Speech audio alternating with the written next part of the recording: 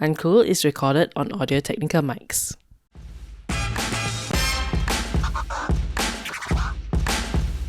There's a lot of experts that keep telling you the way that you should be using your money and the right way to use your money. But very often, right, these experts, they don't tell you what do they do with their own money. They never do. Yeah, because that's uncool. But we want to change that. And that is exactly why we have this show. We do not speak to financial experts on this show. Absolutely not. Yes, but we are speaking to creative industry professionals about how they navigate their way with money so that other industry professionals can also think creatively about their financial decisions and what makes a contented life. And so on that note of being contented, that's exactly our guest today. I think he's very contented. I mean, he's been living in New Zealand for like the last 28, 30 months. Not to say that in Singapore, you people are very uncontented. I'm sure there are contented people in Singapore. But anyway, he looks completely contented. Hello, Dany. Hi, What's Dany. up? Hi, thanks for having me on your show. Tell us exactly how contented you are. Good question. I think right off the bat, I'm going to say I can't say I'm contented. Being an entrepreneur, we're always building, looking for the next thing, always we want to improve stuff and progress and all that stuff. But I think essentially when you want to talk about contentment, it's about reaching a level where you feel, there is flow. I think that's the main thing for everyone. I've been in the media business for close to about 15 to 17 years right now. So in various forms, I started off as a lawyer, but that just didn't click with me, and obviously have evolved a lot until I found my passion in the media industry, and I've been running Intuitive Films for the past close to 15 years right now. Yeah. Of which the last 30 months or so has been remotely from Auckland, where you are now. How does that work actually? Firstly, really the past 2 years and 4 months have been interesting. Not just the fact that I've moved here in New Zealand and managing things remotely, but also because the whole world is going through the pandemic and stuff like that, right? So we've obviously had very, very interesting challenges, and it's not easy. I think we have to grapple with a lot of things. But one good thing that I can see from it was really the fact that working remotely, I would have transitioned a little bit earlier than the crowd as well, because the crowd kind of got forced into the pandemic by the pandemic to transition there. Whereas for me, I was already preparing to do that. Yeah, so that helped quite a bit for me. So I'm sure in the more than 2.5 years you've been in Auckland, if we've never met in person. 80% of my staff I've never met in person. So what made you want to move over to Auckland and do this anyway? First of all, it's not an easy decision to want to migrate wherever you are, right? From to wherever you are. But you also decided then to want to run a business remotely, which in and of itself is a challenge. I think most people, they think, hey, when I migrate, I'm just going to get a job in that country I migrate to, right? Yeah, that's right. But in your case, it's like, I'm going to migrate and continue to run my own business in Singapore from where I am. And I think, wow, I'm very curious how that works and how that came about. Okay, firstly, I think it helps that my wife was born in New Zealand. So because of that, she's a New Zealand citizen. So that makes it a little bit easier. But having said that, we've always been eyeing New Zealand for a long time. Personally, I like broader, bigger spaces. Everybody has a different, kind of liking and what they want. And for me, I wanted a blend to be able to work in the city, because of the kind of stuff that we do. Like, we like the vibrancy of the city, but at the same time, I love nature. Personally, I love nature. And when I came to New Zealand in 2000 for our honeymoon, I really fell in love with the country already. And that was before kids. So kids happen, I've got 3 kids, my son's almost 18, he's 18 in June. And then after I got twin daughters who are 14, right, this year. So kids happen. So obviously a lot of things went in the back burner. But a couple of years ago, we said, look, now's the time to do it. The kids are old enough for us to do the transition. If we don't do it now, I think it'll be too late. And looks like it's kind of in the nick of time because, like I just shared, we moved here just a month or two before the pandemic hit, right? We literally had our stuff come off the container 2 weeks before the first lockdown in New Zealand. I think any later, we probably had so much hurdles. Even now, also, if I leave New Zealand, I can't come back in and stuff like that. As in, there are a lot of restrictions coming back and stuff like that. So they're loosening up stuff like that. So I'm just thinking, right? You mentioned all the big, wider spaces, nature. You mentioned how you fell in love with the country and so on, and then of course you have kids, and they're old enough to move. So there's a very big shift in lifestyle. And so how has this kind of shifts in lifestyle, affected your psychology towards money and finance? One of the major differences you will find coming from Singapore as well is Singapore, being the society that we are very concentrated, very, very, very much aware of the fact that we need to make money and stuff. Like here, things are a little bit more relaxed, to be honest. There's pros and cons to it, not necessarily good or bad.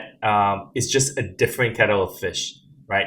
Here, there's not so much concentration. There are actually enforced holidays as well. So just to sidetrack a little bit, to show you an example, over Easter holiday, the Easter weekend, right? Actually, it is mandatory for shops to close because the government wants people not to work.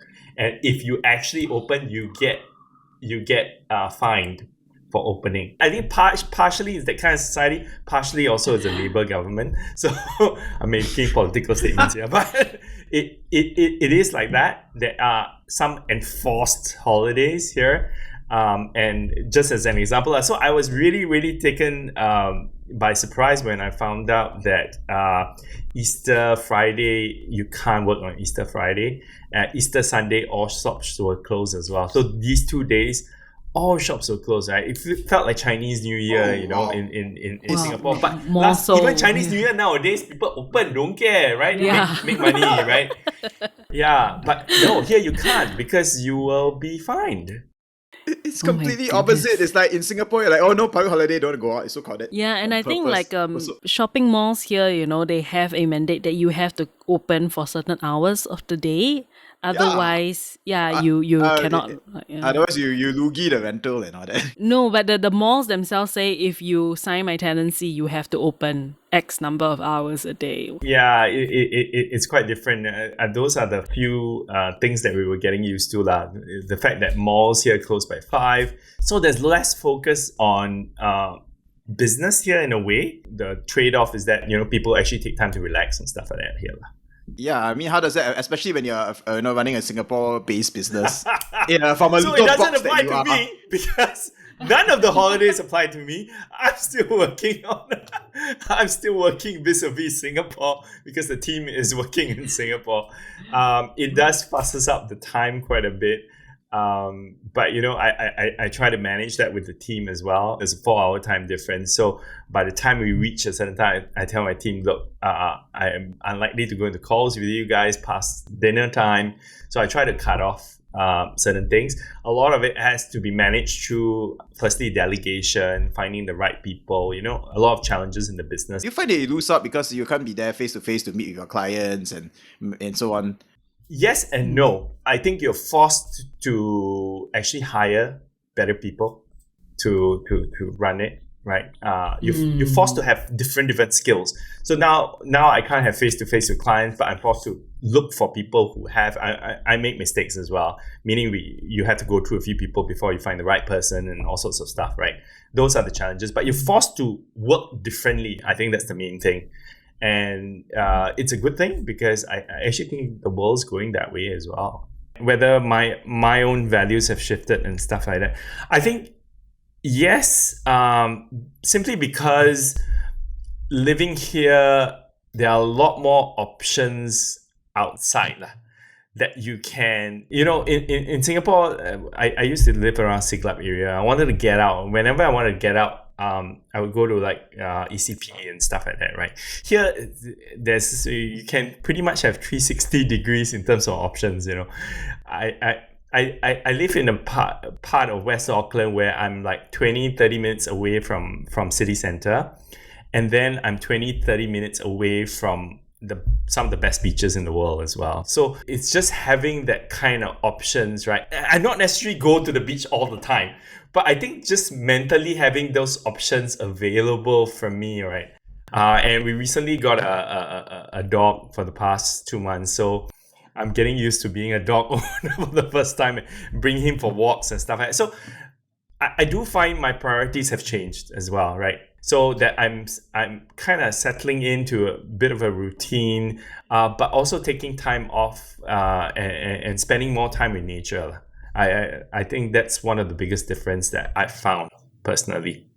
Yeah, my kids go to a Steiner School, so A what Rudolph school? Steiner School. So a Steiner School, if you go and visit the Steiner School, the first thing you see, right, is this a school? Because a lot of things is wolf crafted and stuff. And my kids, we purposely put them in that school because I wanted them to get in touch with their hands and their heart. And Rudolf Steiner is the father of biodynamic farming. So they've got certain practices and stuff that they do. So they do things like knitting in woodwork as well. As well as the normal curriculum of maths and stuff like that, right? Actually, there's a Steiner School in Singapore as well. But they're trying to teach different things, not just mental development, but also physical, tactile development, emotional development as well. Like first few months when my daughters came here, they learned about astronomy. They learned about the stars, the placement of the stars and stuff like that.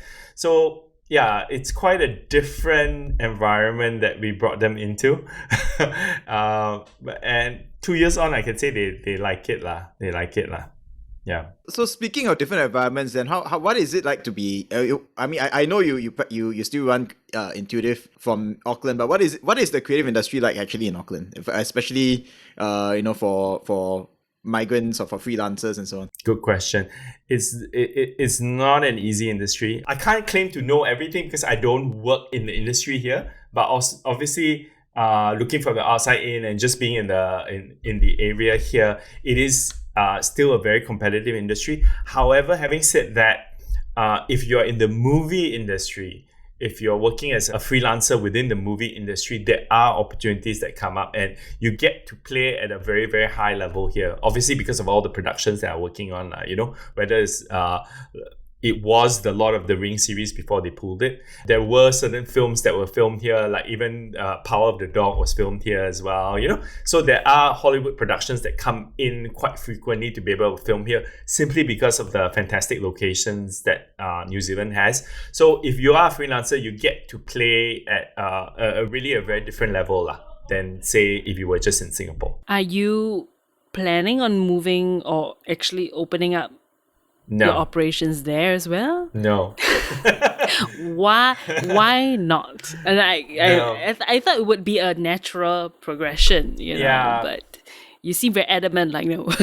No, I think frankly because unless I'm going into with a slightly different focus and stuff like that, but my business model as it is currently, right, is a very labor-intensive business model. And because it's labor-intensive business model, here in New Zealand, labor is really, really expensive. Not knowing the area and not having relationships with clients and stuff like that here, I think it's going to be a challenge for me. And it's not something that I actually intend to really scale here. If I do start, I'll go into business here. I'll probably go into a slightly different business as well. But anyway, video production is labor intensive anywhere in the world. Unless you're talking about vlogger or something, but in general it is. Correct. Looking for platforms to feature your business or your project? Just reach out to us at contact@creatives@work.asia or drop us a DM to find out how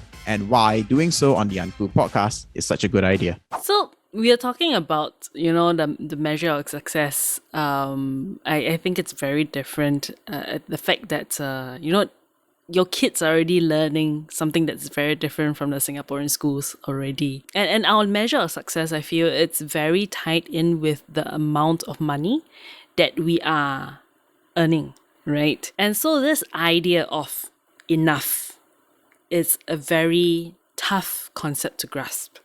When do we have enough?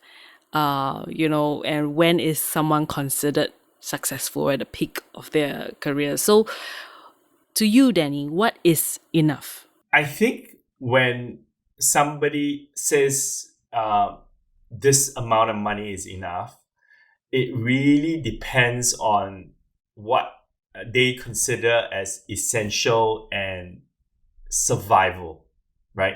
So for me, there are two tiers, right? One is essential and for survival. If you have a certain sum that's essential and for survival, and for everybody that's different. Whether you've got kids, whether you don't have kids, or you're just a single person, everybody has a different barometer. But then after beyond that, what money gives you is really freedom. Freedom to be able to have more choices in what you're selecting, freedom in more options on how you travel, freedom in choosing the kind of vehicle that you want to travel as well.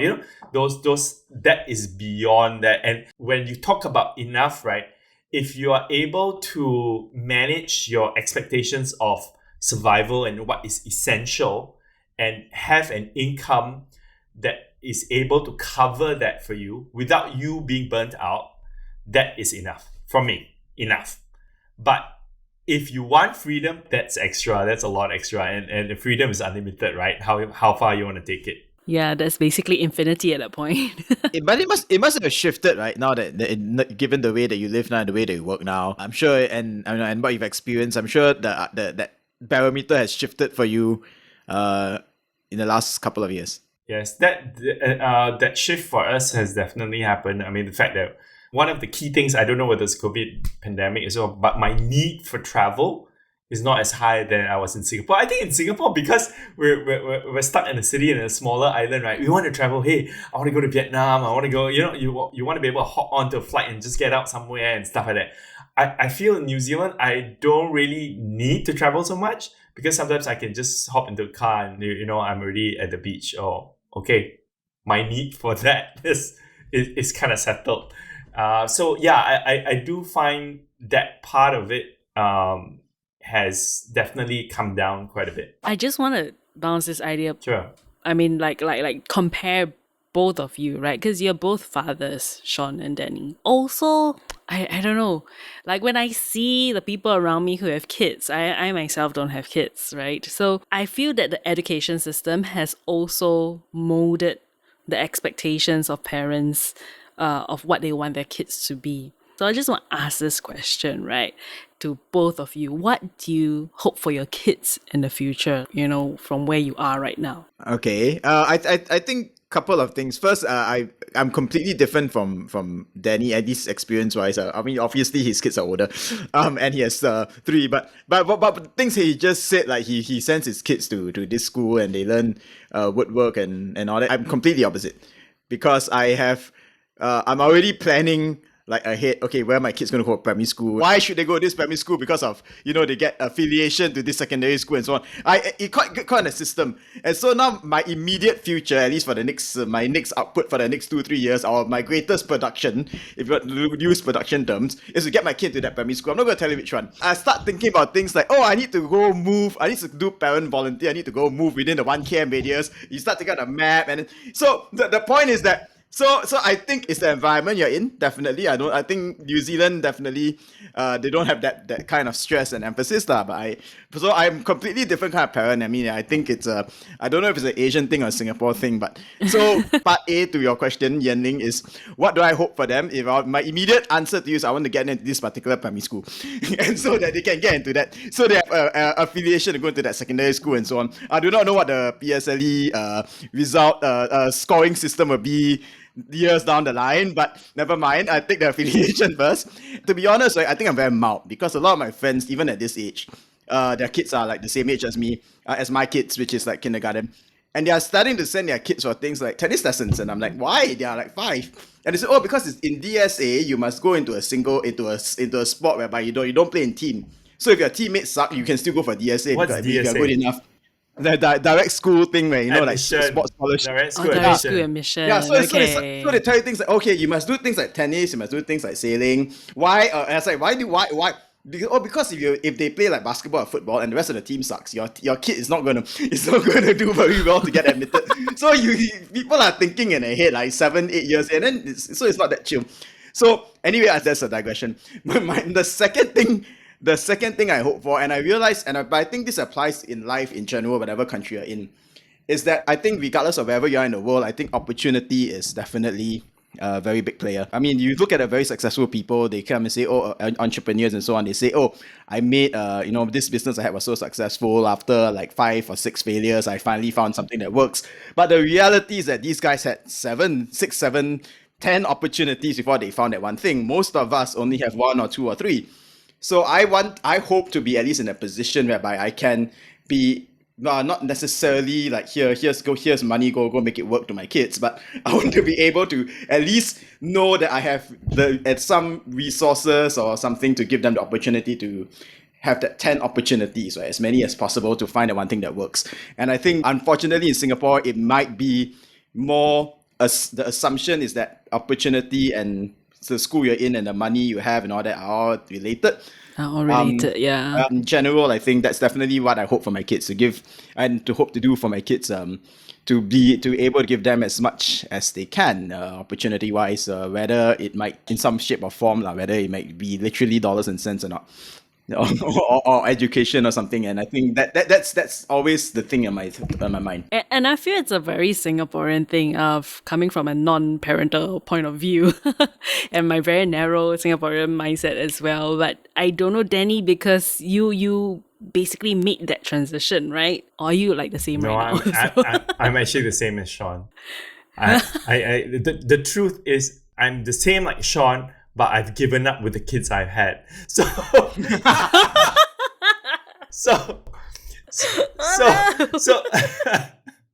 the truth is this. My son, I was like really rooting for him, make sure he do good in PSLE and stuff like that. But no matter what, right, he's just not an academic person. So he kind of taught me to like, okay, I had to really look at what's this boy's gift and what is this animal that I'm dealing with, right?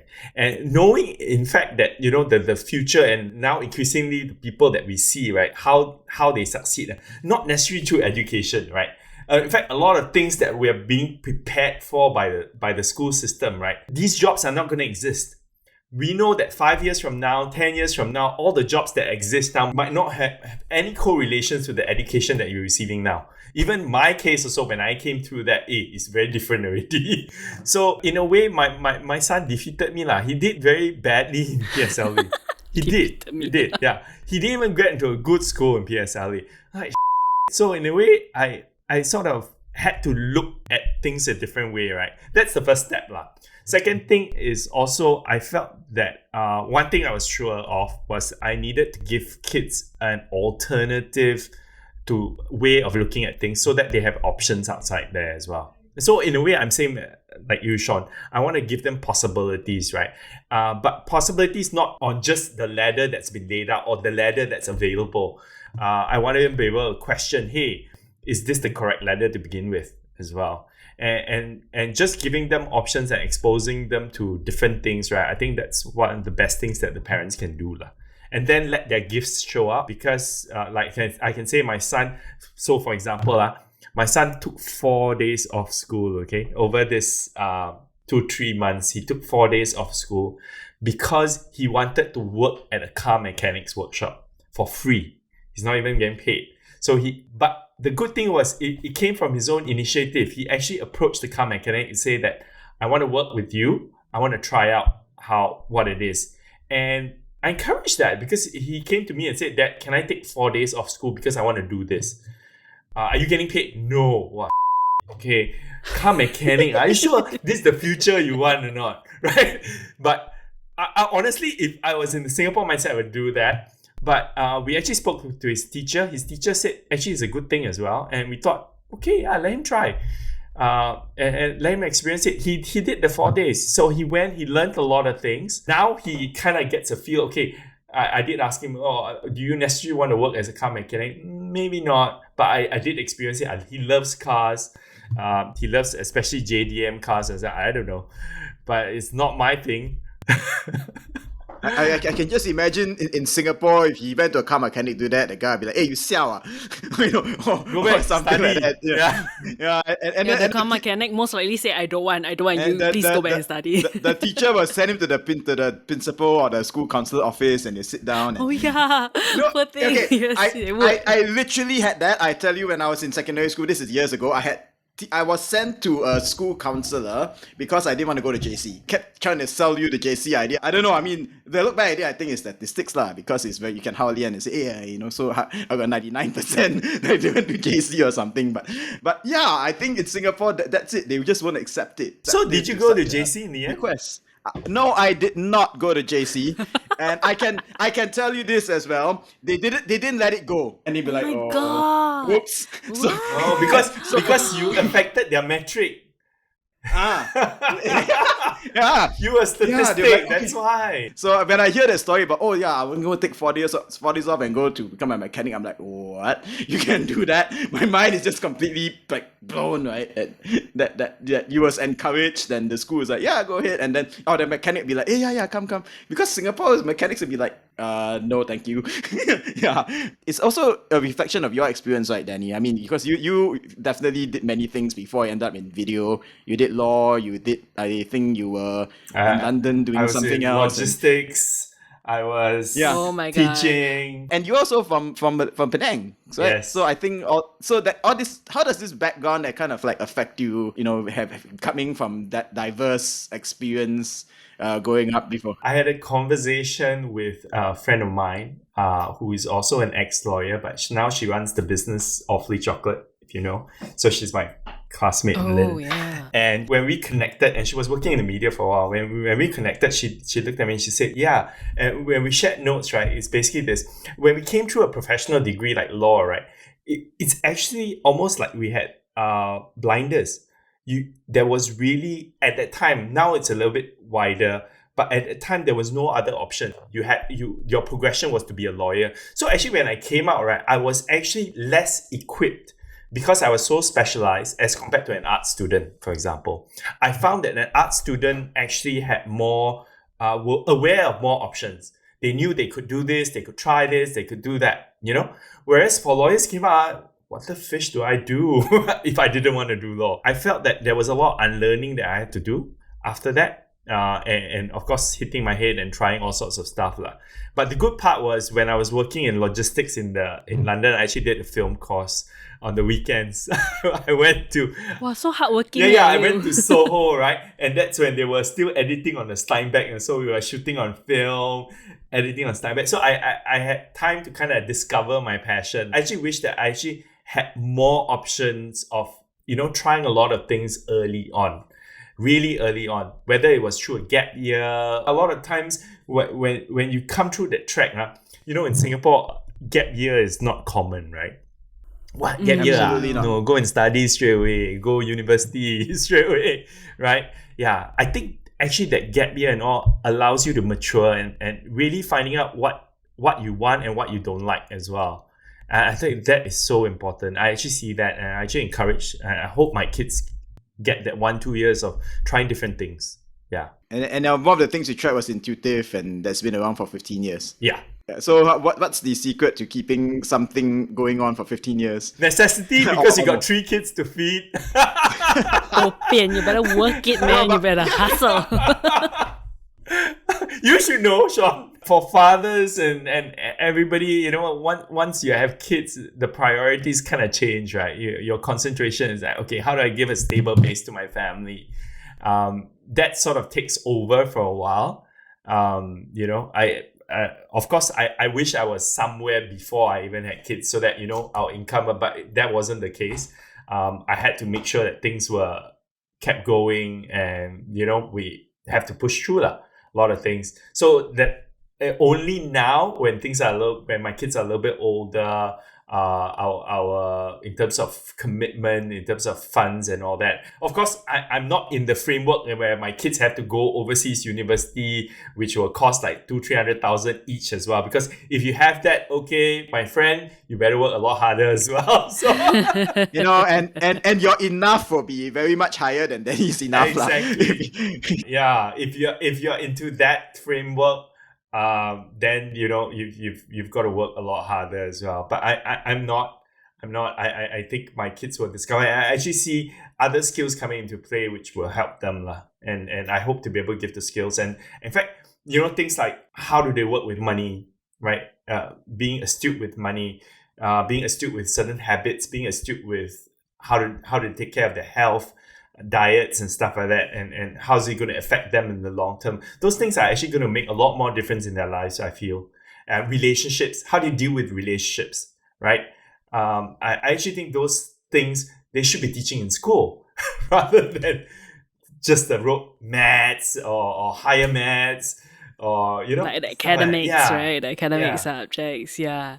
So on that note, we're going to leave the rest for the second episode where we're coming back with Dany and we're going to be talking about the decisions, specifically financial decisions and how all these come into play. Okay, so catch Dany again in our next episode. And if you want to hear from our other guests coming up in our new episodes or catch up on our old episodes, drop us a like and remember to click follow on our podcast.